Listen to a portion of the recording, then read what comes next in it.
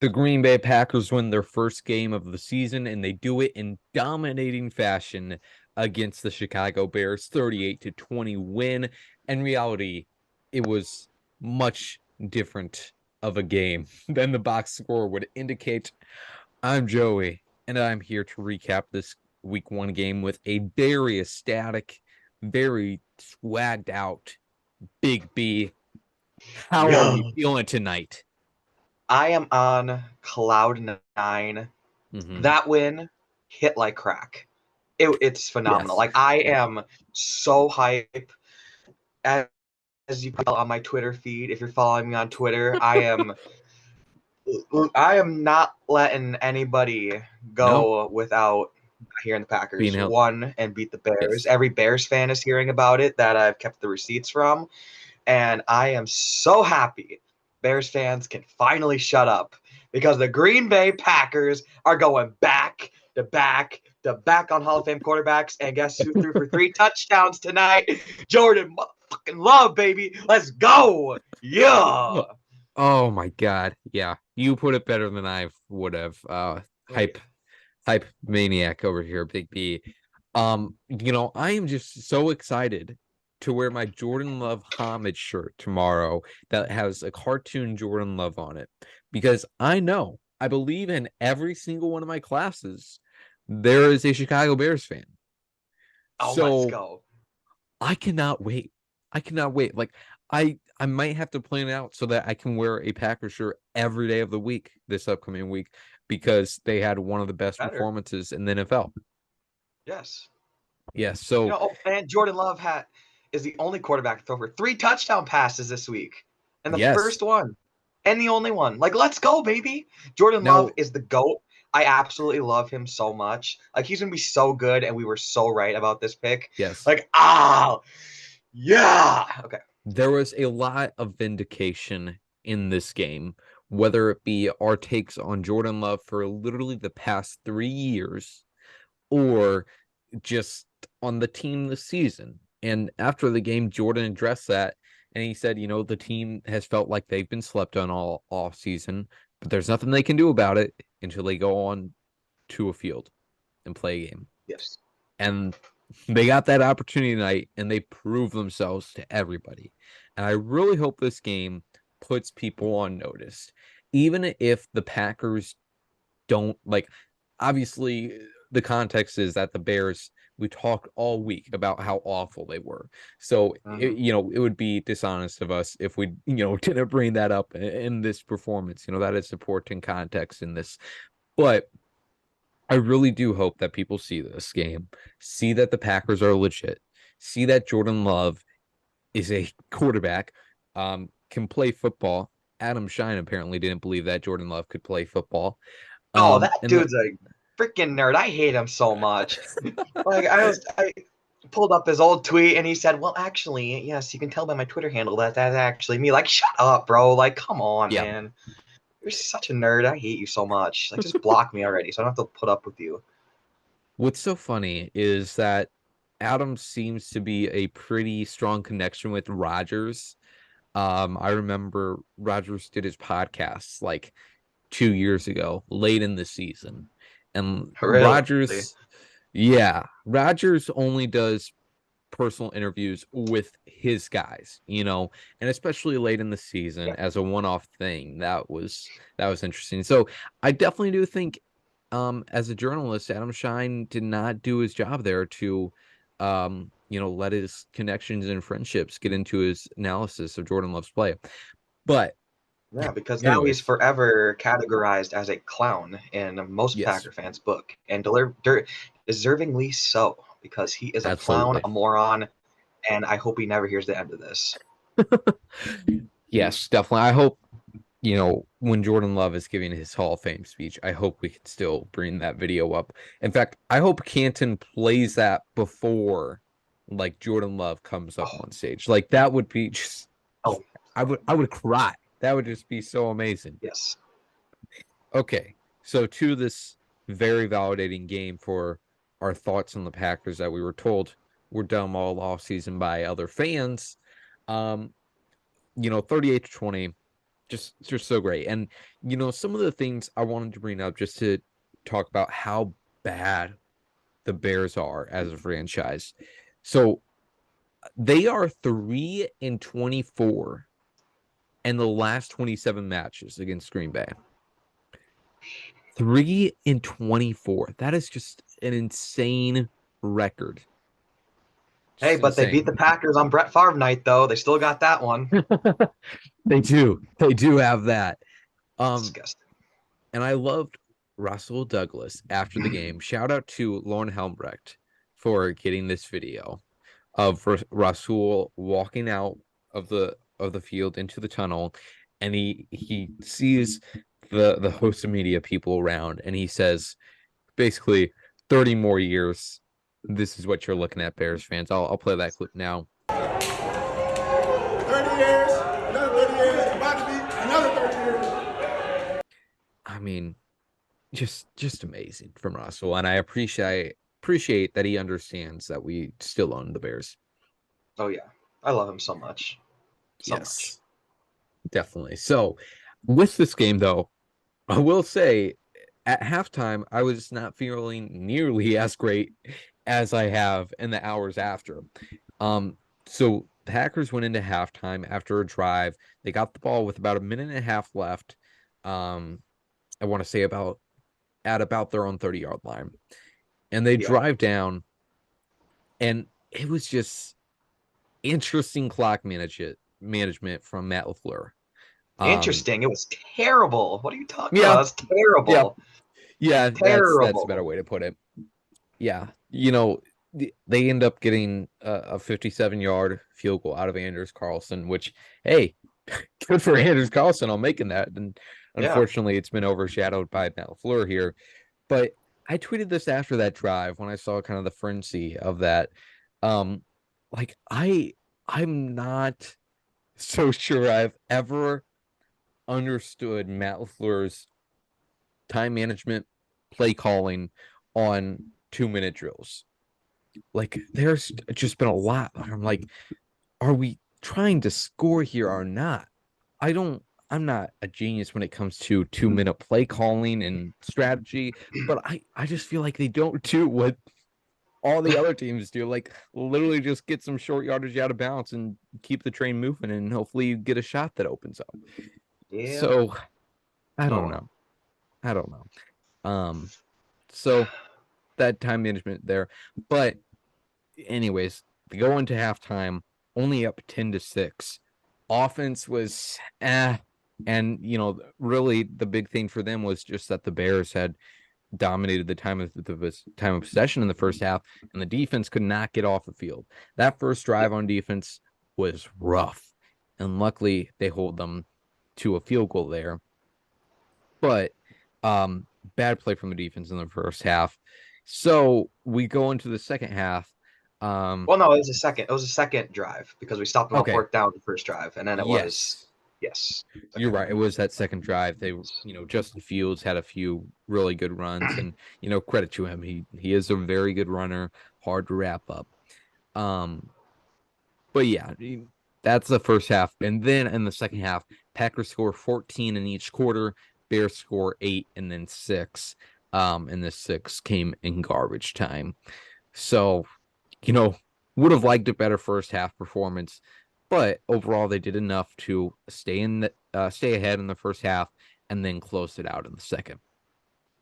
yeah. And Uh, Jordan really went with like the theme of like the off season of him starting out like kind of rough, like the offense as a whole starting out rough, and then yeah, slowly start settling in and finally start playing good and getting in rhythm at like the end of practice at the end of the game. So that was nice to see that they finally got in rhythm and finally dominated the Chicago Bears, baby. Let's go.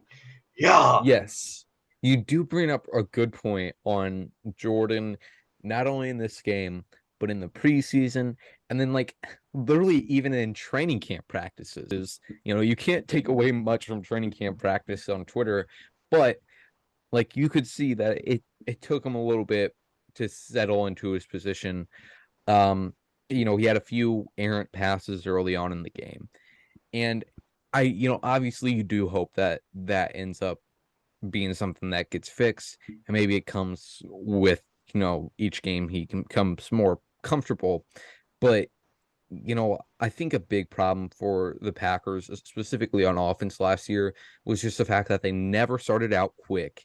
And, because of that, no matter what they did in the rest of the three quarters, they were too behind to mount a comeback. They had to resort pretty much exclusively to the pass game, weren't able to use Aaron Jones and AJ Dillon as much as they'd probably like to. Um, and it seems like all throughout Rodgers' career, too, they were never really a fast starting team. So hopefully Love is able to get that down. They did, though, on their very first drive, they had 5 carries to Aaron Jones that went very well.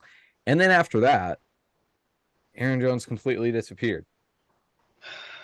Must have got lost going to the bathroom or something. Like, I don't I know what guess happened. so. Maybe he was going to go get a hot dog at the concession stand. Like, I don't know. He was just gone. I know. I mean, anything could have happened, really. Because he was absent. Um, and this is obviously not shaming on Jones, but on Matt LaFleur for not giving him more opportunities.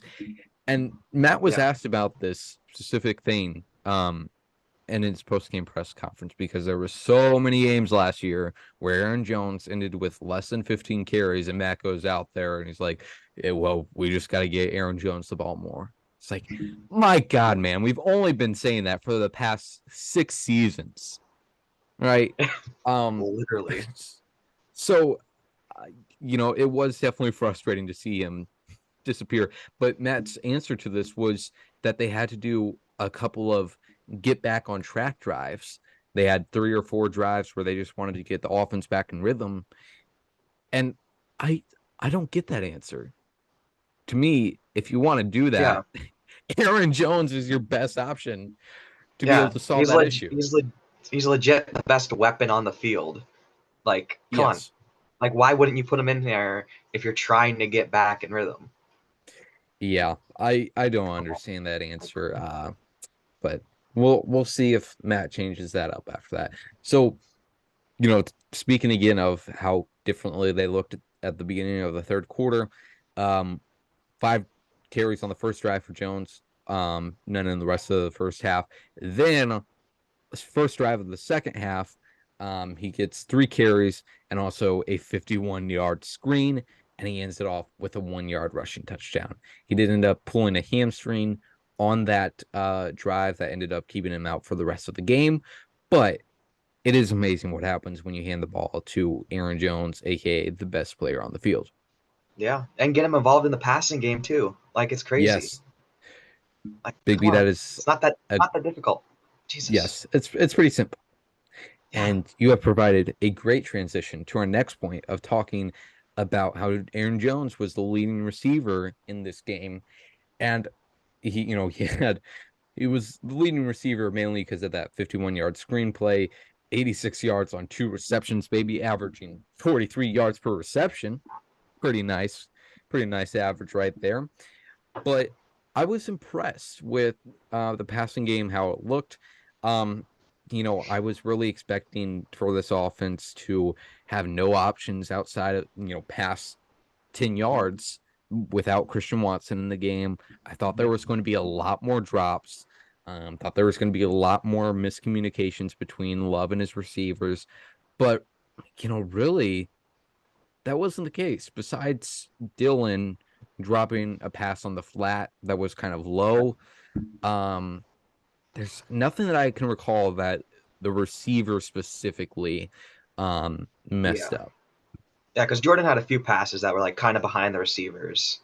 And that Yeah. really wasn't the receiver's fault. So Yeah, there was a few behind, and then also there was 2 deep passes that Jordan went on early, one to Musgrave and then one to Torrey.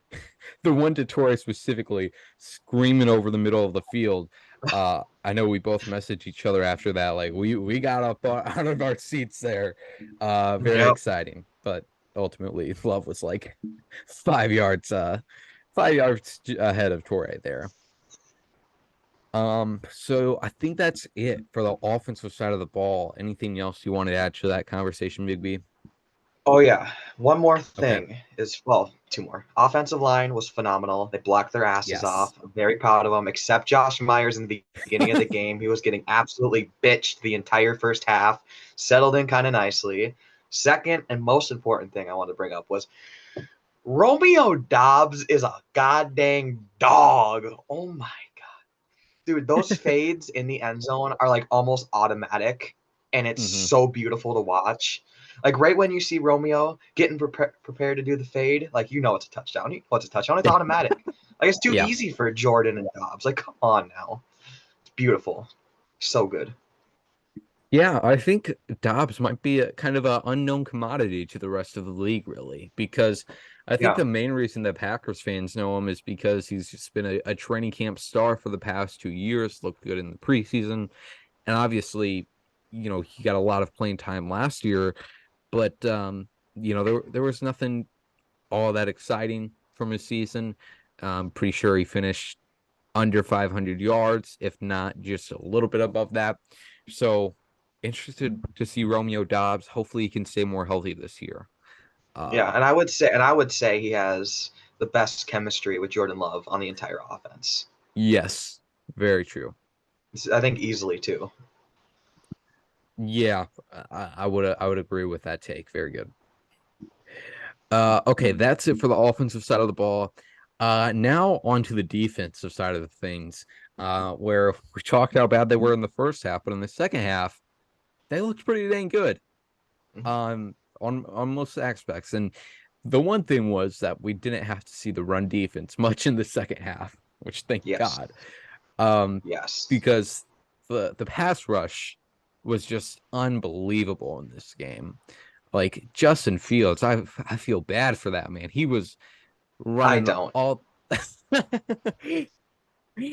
Justin Justin was running all the way from Rockford to like Iowa. Well, that wouldn't make sense. All the way from Rockford to Kenosha, Wisconsin. All right, he had to be everywhere because his Yes. offensive line that was supposed to be improved this offseason was not great.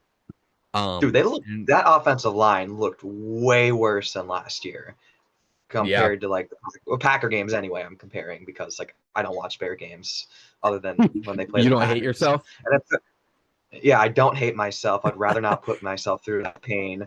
But it seemed like everybody on the defensive line just absolutely ate. We had Lucas Van Ness had that beautiful sack on Justin Fields, Mm, running them down, getting that sack, which was huge in the red zone. We got Carl Brooks getting his first sack. Devontae Wyatt had a nice game. Rashawn Gary did excellent in this limited snaps. Am I forgetting somebody? TJ Slayton had a couple nice plays in the run game too. yep, Like, he come did. on now. Yeah, I He finally thought got Kenny Clark some help. Like, come on, let's go. yes. Super Bowl. Also, I thought JJ Nagbar, really good performance from him. I think he only had one sack. Yes. But when I was watching him on some separate plays, he was pushing those offensive tackles back for sure. And Yes. Like we out could of have the easily players, had like 10 sacks this game. Easily 10 yes, sacks. definitely. Um, and the players you mentioned there, the guys that stick out to me, are all athletic beasts. I mean, we are starting to see the rewards of Brian Gutekunst constantly drafting guys with relative athletic scores in the above 8 category, like Lucas Van Mhm. Ness, Devontae Wyatt. That man is massive, but ran a 4.7740. Um, Rashawn Gary is one of the, you know, generational athletic freak. Um, and on the Lucas Van Ness sack that he had in the red zone, and then also on a lot of Devontae Wyatt's pressures, especially on that drive where the Bears were backed up against their own end zone, he was chasing Justin Fields down. So the athletes are playing. All right. Yes. Pass rush was amazing. I am interested to see um how much pressures everybody gets credited for. We'll probably find that out tomorrow, but it might have been like 25 pressures from the whole team. I can't wait. Also from the pass defense, you had a lot of really good pass deflections, some pretty sound Mhm. tackling. Like besides missing Justin Fields, like tackling was pretty sound, especially compared to Yep. some of the other defensive performances we've seen from the Packers in week one. Um, Russell had a great pass deflection on a was it a third or fourth down in the end zone? I don't know. I don't remember. Okay. It was an important, I think it was third down where Rasul gets his hands out there, literally is like his back turned to the ball, and he just like blindly guesses and deflects it with his hand. You obviously had the Quay Walker pick six, Jair Alexander. There was some like shaky things early on in the game. Yeah, Strap City, baby. Yeah. But other than that, Jair had a great game as always. And most importantly, DJ Moore, the Bears' shiny new toy, was was sold to 2 receptions and 25 yards. Oh, it's so funny. It's so funny. I loved Man, Jair after the I thought game. he He was said, supposed to go for like 150 and like 3 I touchdowns thought tonight. so, Like, at minimum. Yeah. yeah, like man. Jair after the game was his as usual confident self, and said basically nobody should have expected anything different from Moore. So great, I I need to rewatch this game to fully evaluate the defense. But no matter what the run defense looked like, or anybody else, just a phenomenal job by getting pressure on Justin Fields. And can Yeah, I just say, it seemed like the secondary as a whole, like even like Innis yeah, Gaines was like in this game's super baby thump. physical and like blowing up the screens. Yes, sir, Innis Gaines, like blowing up the screens, like all helmets to the ball, and that is Mm-hmm. just beautiful to watch. I'm so glad we're getting back to these fundamentals, racing to the ball, being aggressive in coverage, and everything else. It's so beautiful. And Joe Barry got me. He got me hooked. I was giving you crap on our preview episode, but I'm officially back on the Joe Barry masterclass train, and he's about to be the greatest defensive coach of all time after this season. Welcome. I will say I was trying to take you seriously while you're talking, but I was looking you in the eyes of your clout sunglasses, which very nice touch. Yeah, welcome to the delusional Joe Barry supporter train. Woo! One last thing I want to talk about. Let's give special teams some love here. Andrews did everything Oh right. yeah. And then Let's Daniel go. Whelan, what a debut for him. All right, Danny Whelan, the Yeah. Irishman. He had some bombs out there. He There was was punting. He was yeah, punting. he he was the most puntinest I've ever seen, I will say. Uh, Yeah. Agree. his very first punt of the game, it was just like I think it traveled 68 yards. It was a touchback, so got back to the 48, but he pinned them back deep a few times. And I'm pretty happy with the decision now to keep him over Pat O'Donnell. Oh yeah. And one of the most important things we have to discuss in this episode before we end it off, we gotta think of a nickname for Dan Whelan, because the Packers punters have been known to have some nicknames in recent past. You had Boho Bombs. I don't think we ever had one for Pat O'Donnell, but Boho Bombs for Corey Bojorquez. We had The Weapon for J.K. Scott. I'm sure, the Packers punters of the past have had some more, but Daniel Whelan is too unique of a guy for him to not have a nickname. So, you know, Yes. I definitely think his Irish heritage would have something to do with a nickname, but we got to go to the thinking tank to get a good nickname for Dan Whelan, and hopefully it catches on. If you guys have Yes. any good Gotta think. ideas in the comments, let us know. Yes. But That's all we have for you today. Main summary of it all is that the Bears still and will always suck. The Packers will travel to Atlanta next week to play the Falcons, coming off a good win against the Carolina Panthers. So, should be an interesting week. We will be here this Friday to preview that game and give some more thoughts on this dominating win. Big B, any final thoughts to the assumedly very happy Packers fans? Oh boy. I am going to be so freaking toxic this week on social media, Yep. in real life, and every other aspect of my life about Packers beating the Bears, Packers shutting up Bears fans, Jordan Love being a Hall of Fame quarterback, and us going back to back to back on said Hall of Fame quarterbacks. So Absolutely. it's going to be a great week. I'm Yes. excited. We're going to go undefeated this year. We're going to the Super Bowl. We are blowing every team out of the water the rest of the way, all the way to the Super Bowl. And we are at the start of a freaking fracking dynasty, ladies and Yep. gentlemen. Let's freaking go. Go, Pack, go. Ah. We'll talk to you later.